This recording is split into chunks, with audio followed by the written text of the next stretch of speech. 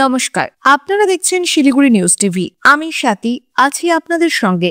আজ 16ই আগস্ট শনিবার, জানাবো আজকের বাছাই করা 10টি তাজা খবর। শুরুতেই সংবাদ শিরোনাম।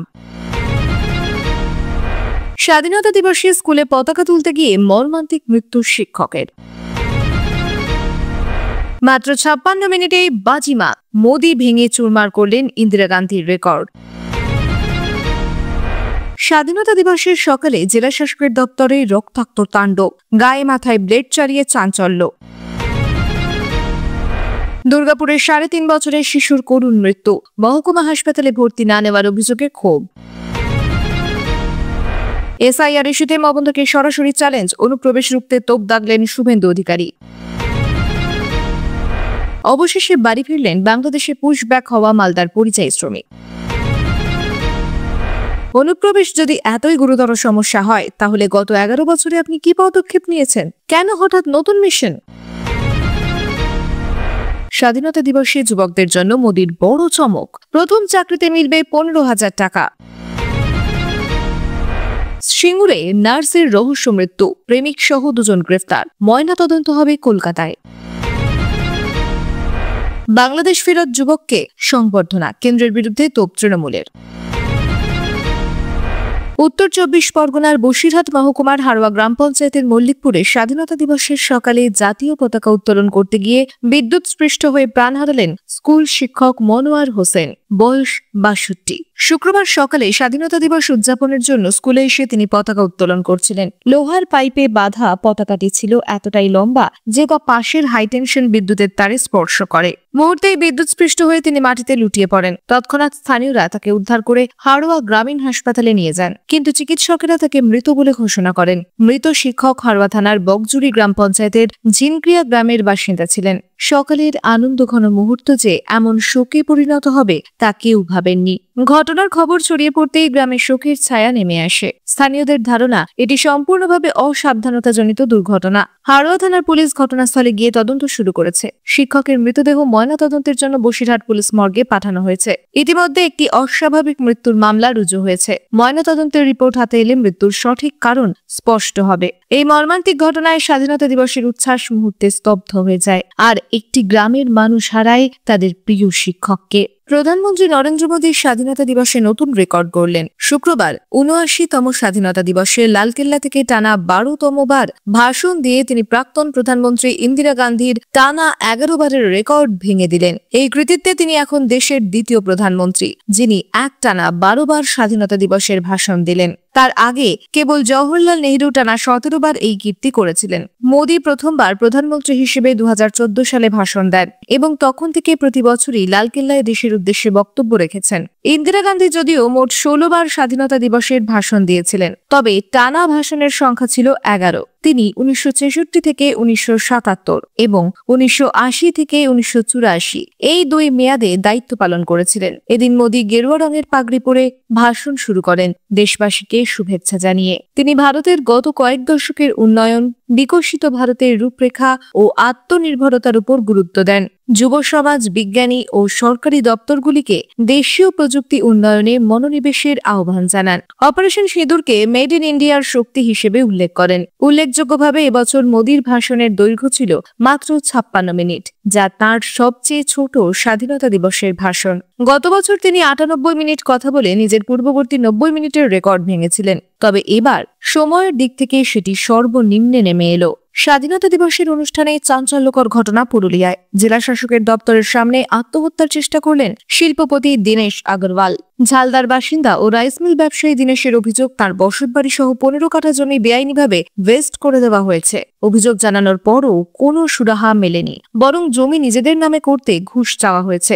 বারবার দেখা চাইলেও জেলা শাসক সাক্ষাৎ দেননি বলে দাবি। শুক্রবার স্বাধীনতা দিবসের মঞ্চে হঠাৎ হাজির হয়ে ব্লেড দিয়ে মাথা ও হাতে একাধিক জায়গায় কেটে আত্মহত্যার চেষ্টা করেন তিনি। দীনেশের কথায়, আজ স্বাধীনতা দিবসেও কেউ শুনছে না, ইংরেজরা চলে গিয়েছে, কিন্তু অফিসারদের রাজ রয়ে গিয়েছে। পুলিশ ও উপস্থিত মানুষ তাকে উদ্ধার করে হাসপাতালে ভর্তি করায়। প্রাথমিক চিকিৎসার পর ছেড়ে দেওয়া হয়। ঘটনাকে কেন্দ্র করে রাজনৈতিক চাপানোতর শুরু। পুরুলিয়ার বিজেপি সাংসদ জ্যোতির্ময় সিং মাহাতো অভিযোগ করেন, শিল্পপতি হোক বা সাধারণ মানুষ, কাউকে হেনস্থা করার অধিকার নেই আধিকারিকদের। তার দাবি, প্রতিটি দপ্তরে কাটমানির হার নির্দিষ্ট। তৃণমূলের জেলা সহসভাপতি রথীন্দ্রনাথ মাহাতো জানান, মুখ্যমন্ত্রী দুর্নীতি বিরোধী অবস্থান স্পষ্ট করেছেন। অভিযোগ সত্যি হলে ব্যবস্থা নেওয়া হবে।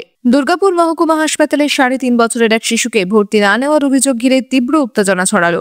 অভিযোগ, বৃহস্পতিবার সামান্য জ্বরে আক্রান্ত হয়ে শিশুটিকে প্রথমে দুর্গাপুর নিগমের প্রাথমিক স্বাস্থ্য কেন্দ্রে নিয়ে যাওয়া হয়। সেখানে অবস্থার অবনতি হওয়ায় তাকে রেফার করা হয় মহকুমা হাসপাতালে। পরিবার দাবি করছে, শিশু বিশেষজ্ঞ ভর্তি করার পরামর্শ দিলেও কর্তব্যরত চিকিৎসকরা প্রেসক্রিপশন দিয়ে বাড়ি পাঠিয়ে দেন। শুক্রবার ভোরে শিশুটির শারীরিক অবস্থা হঠাৎ খারাপ হলে আবার হাসপাতালে নিয়ে যাওয়া হয়, কিন্তু চিকিৎসকেরা তাকে মৃত বলে ঘোষণা করেন। এরপর ক্ষোভে ফেটে পড়ে পরিবার ও আত্মীয়রা। হাসপাতালে প্রবল বিক্ষোভ শুরু হয়। তাদের অভিযোগ, বৃহস্পতিবারই যদি শিশুকে ভর্তি করা হতো তার মৃত্যু এড়ানো যেত।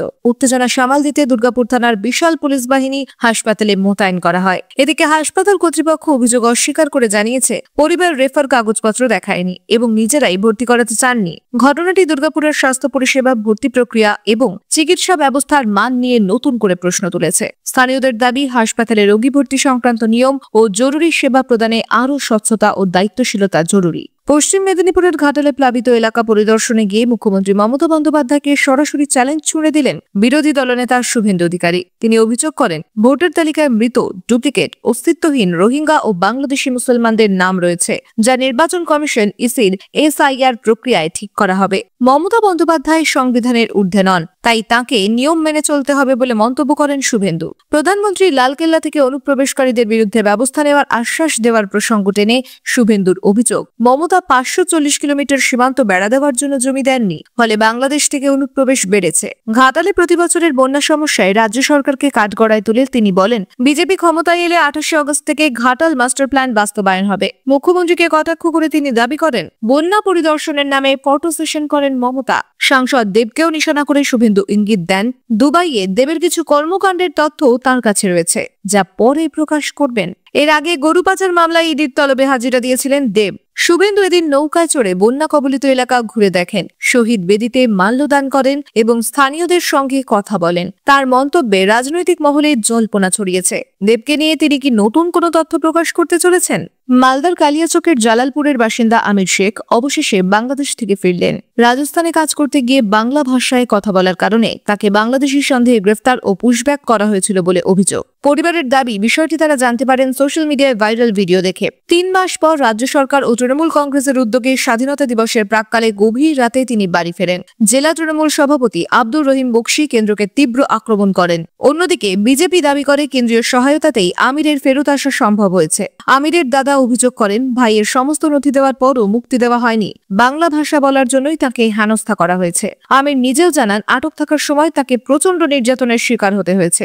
ঘটনাটি জাতীয় রাজনীতিতে তোলপাড় তুলেছে, কারণ সাম্প্রতিক সময়ে বিজেপি শাসিত ভিন রাজ্যে একাধিক বাঙালি পরিযায়ী শ্রমিককে বাংলাদেশি সন্দেহে আটক ও হেনস্থার অভিযোগ উঠেছে।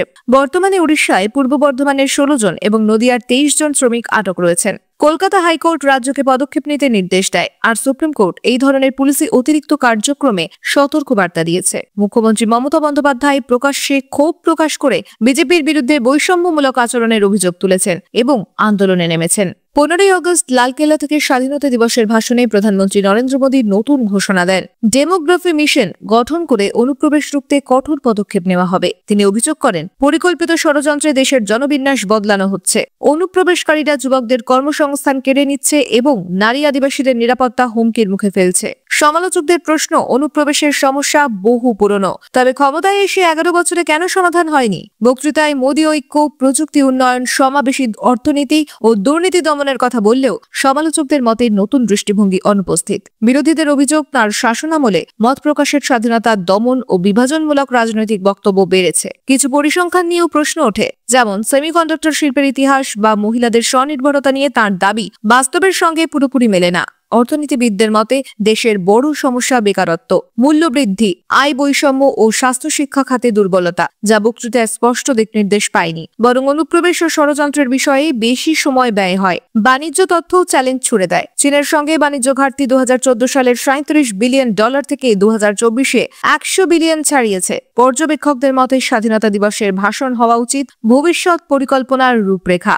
এবারের ভাষণে তা যথেষ্ট স্পষ্ট হয়নি, বরং রাজনৈতিক বার্তাই প্রাধান্য পেয়েছে। স্বাধীনতা দিবসের লালকেল্লা মঞ্চ থেকে দেশের যুবকদের জন্য এক ঐতিহাসিক উদ্যোগের ঘোষণা করলেন প্রধানমন্ত্রী নরেন্দ্র মোদী। আজ তিনি চালু করলেন প্রধানমন্ত্রী বিকশিত ভারত রোজগার যোজনা, যার জন্য কেন্দ্র বরাদ্দ করেছে প্রায় 1 লক্ষ কোটি টাকা। মোদীর বক্তব্যে উঠে আসে এই বিশেষ প্রকল্পের লক্ষ্য দেশের তরুণ প্রজন্মের জন্য ব্যাপক কর্মসংস্থানের সুযোগ সৃষ্টি করা। প্রধানমন্ত্রীর ঘোষণায় জানা যায়, প্রথমবার বেসরকারি খাতে চাকরি পাওয়া প্রত্যেক যুবক যুবতী সরকারের কাছ থেকে পাবেন 15,000 টাকা। একই সঙ্গে যেসব বেসরকারি সংস্থায় বৃহত্তর মাত্রায় নতুন চাকরির সুযোগ তৈরি করবে, তাদের জন্য থাকছে বিশেষ আর্থিক প্রণোদনা। মোদী দাবি করেন, এই প্রকল্পের মাধ্যমে প্রায় 3.5 কোটি নতুন কর্মসংস্থান তৈরি হবে, যা অর্থনীতিকে গতি দেবে এবং বেকারত্ব কমাবে। তিনি বলেন, 15ই আগস্টের এই ঐতিহাসিক দিনে দেশের যুব সমাজের হাতে আমরা তুলে দিচ্ছি 1 লক্ষ কোটি টাকার কর্মসংস্থানের প্যাকেজ। এটি শুধু একটি প্রকল্প নয়, বরং আত্মনির্ভর ভারতের স্বপ্ন পূরণের পথ। কেন্দ্রের আশা, এই প্রকল্প তরুণদের কর্মজীবনে প্রবেশের প্রাথমিক বাধা দূর করবে, বেসরকারি খাতে নিয়োগ বাড়াবে এবং গ্রামীণ ও শহুরে অর্থনীতির মধ্যে সেতুবন্ধ তৈরি করবে। অর্থনীতিবিদদের মতে, সঠিক বাস্তবায়ন হলে এটি ভারতের শ্রম বাজারে দীর্ঘমেয়াদী ইতিবাচক প্রভাব ফেলতে পারে। বেসরকারি নার্সিংহোমে তরুণী নার্সের রহস্যজনক মৃত্যুর ঘটনায় চাঞ্চল্য ছড়িয়েছে। পুলিশ গ্রেফতার করেছে নার্সিংহোমের মালিক সুবীর ঘোড়া ও নিহত নার্সের প্রেমিক রাধাগোবিন্দ ঘটনকে। সূত্রের দাবি, পূর্ব মেদিনীপুরের নন্দীগ্রামের বাসিন্দা ওই নার্সের সঙ্গে রাধাগোবিন্দর প্রেমের সম্পর্ক ছিল। বিয়ের প্রতিশ্রুতি দিয়েও তা পূরণ না করায় তিনি মানসিকভাবে ভেঙে পড়েছিলেন বলে জানা গেছে। 3 দিন আগে সিঙ্গুরের এই নার্সিংহোমে কাজে যোগ দিয়েছিলেন তিনি। বৃহস্পতিবার সকালে সহকর্মীরা তাকে নিজের ঘরে ঝুলন্ত অবস্থায় দেখতে পান। চিৎকার শুনে অন্যরা ছুটে এসে পুলিশকে খবর দেয়। পুলিশ দেহ উদ্ধার করে স্থানীয় হাসপাতালে নিয়ে গেলে চিকিৎসকেরা মৃত বলে ঘোষণা করেন। ময়না তদন্তের জন্য দেহ পাঠানো হয়েছে কলকাতা মেডিকেল কলেজে। পুলিশ জানিয়েছে, রিপোর্ট পেলে মৃত্যুর কারণ নিশ্চিত হবে। পরিবারের অভিযোগ, তাদের মেয়েকে অসুস্থতার খবর দিয়ে নার্সিংহোমে ডাকা হয়, কিন্তু সেখানে গিয়ে মৃত্যু সংবাদ জানানো হয়। তাদের দাবি, মেয়েকে খুন করা হয়েছে, তিনি আত্মহত্যা করতে পারেন না। এই ঘটনায় তারা নার্সিংহোমের সামনে বিক্ষোভ দেখান। পুলিশ ইতিমধ্যে অস্বাভাবিক মৃত্যুর মামলা রুজু করেছে এবং ধৃতদের 14 দিনের হেফাজতে চেয়ে আদালতে পেশ করেছে। পাশাপাশি মৃতের পরিবার, সহকর্মী ও নার্সিংহোম কর্তৃপক্ষকে জিজ্ঞাসাবাদ চলছে। কে শেষবার তাকে জীবিত দেখেছিল, সেই বিষয়েও খোঁজ চলছে। রাজস্থানে কাজ করতে গিয়ে বাংলাদেশি সন্দেহে গ্রেফতার হয়ে পুশব্যাকের শিকার হওয়া মালদার কালিয়াচকের জালালপুরের বাসিন্দা আমির শেখ অবশেষে বাড়ি ফিরেছেন। তার পরিবার জানায়, আমিরকে বাংলাদেশে পাঠানো হয়েছে বলে তারা প্রথম জানতে পারেন সোশ্যাল মিডিয়ায় ভাইরাল হওয়া ভিডিওর মাধ্যমে। দীর্ঘ প্রচেষ্টা ও তৃণমূল কংগ্রেস নেতৃত্বের হস্তক্ষেপের ফলে রাজ্য সরকারের উদ্যোগে তাকে বাংলাদেশ থেকে ফেরত আনা সম্ভব হয়। স্বাধীনতা দিবসের রাত গভীরে তিনি বাড়িতে পৌঁছন। ফেরার পর স্থানীয় তৃণমূল নেতৃত্ব তাঁর বাড়িতে গিয়ে দেখা করেন ও সংবর্ধনা দেন। জেলা তৃণমূল সভাপতি আব্দুর রহিম বকশি কেন্দ্র সরকারকে তীব্র ভাষায় আক্রমণ করে বলেন, কেন্দ্রের সহযোগিতা না থাকলেও রাজ্য সরকারের প্রচেষ্টাতেই এই যুবক ফিরতে পেরেছেন। তিনি অভিযোগ করেন, রাজ্যে কর্মসংস্থানের ঘাটতির জন্য শ্রমিকরা অন্য রাজ্যে যেতে বাধ্য হচ্ছেন আর সেখানে গিয়ে নানান সমস্যায় পড়ছেন। এদিকে বিজেপি নেতৃত্ব পাল্টা দাবি করেছে, তৃণমূলই রাজ্যের পরিস্থিতি এমন করেছে যে শ্রমিকরা বাধ্য হয়ে বাইরে কাজে যাচ্ছেন এবং সমস্যার মুখে পড়ছেন। ঘটনাটি কেন্দ্র ও রাজ্যের মধ্যে দায় চাপানোর রাজনৈতিক লড়াইয়ে নতুন মাত্রা যোগ করেছে। আমিরের ফিরে আসা এলাকায় স্বস্তি আনলেও সীমান্ত নিরাপত্তা ও বাইরের রাজ্যে শ্রমিকদের অবস্থান নিয়ে প্রশ্ন আবারও সামনে এসেছে। আজকের জন্য এই পর্যন্তই। ফিরে আসবো নতুন খবর নিয়ে।